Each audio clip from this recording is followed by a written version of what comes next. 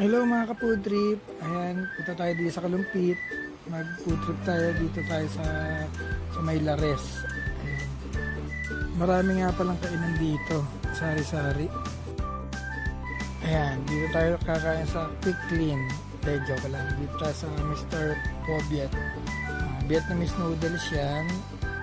Maliit lang yung pwesto nila kaya parang hindi masyadong halatain. Ayan yung mga upuan na dyan na pwede kumain. Ayan, Mr. Pobiet.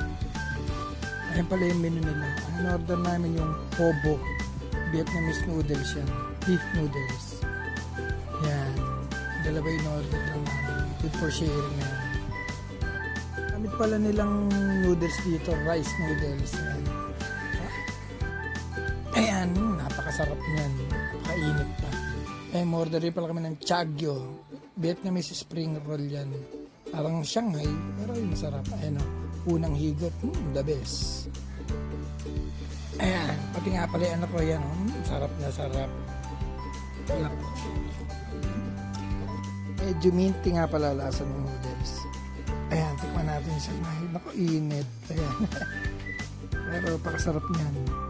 Lalong dinadala ng sarap yung sauce. Tamis-tamis yung sauce. Ayan, nangihila kami ng extra bowl kasi masyadong marami talaga yung isa. Good for sharing na kaya yung nanay ko. Masarap din.